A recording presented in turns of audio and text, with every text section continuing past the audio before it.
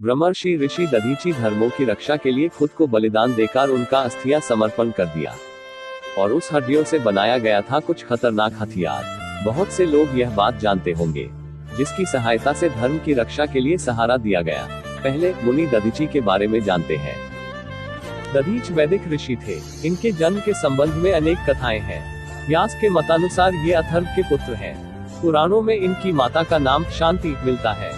इनकी तपस्या के संबंध में भी अनेक कथाएं प्रचलित हैं। इन्हीं की हड्डियों से बने वज्र से इंद्र ने वृत्रासुर का संहार किया था। कुछ लोग आधुनिक मिश्रिक तीर्थ बिहार के सिवान जिले को इनकी तपोभूमि बताते हैं।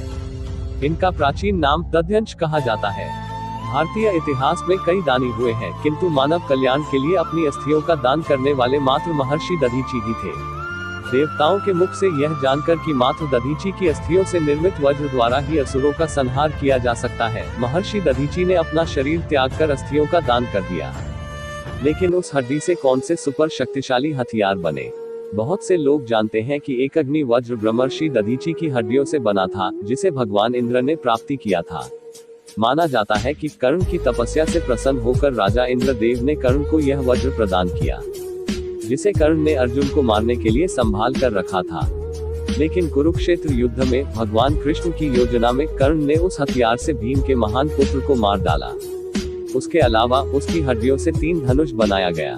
Number 1 Gandiva, number 2 Pinaka, number 3 Sarang, जिसे गांडीव अर्जुन को मिला, जिसकी वजह से कुरुक्षेत्रों की युद्ध में विजय प्राप्त किया था। भगवान रामचंद्र ने सारंग से लड़ाई लड़ी और दुष्ट राजा रावण की वध किया था। और पिनाक भगवान शिव को मिला था, जिसे भगवान शिव ने रावण की तपस्या से प्रसन्न होकर उसे प्रदान किया था।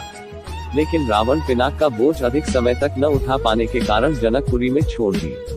माँ सीता हमेशा इस पिच की सेवा करती थी। भगवान रामचंद्र ने इस पिंड धनुष को तोड़ा और उससे शादी की। इसके अलावा कई और हथियार और उपचार उसकी हड्डियों द्वारा किए गए थे। ब्रह्मर्षि दधीचि के आत्म बलिदान का वास्तविक उद्देश्य उनकी हड्डियों से हथियार बनाना था। लेकिन हम अपने पूर्वजों के आत्म बलिदान के बारे भूल गए हैं। अब हम अधिक से अधिक आत्म केंद्रित होते जा रहे हैं और स्वार्थी हो गए।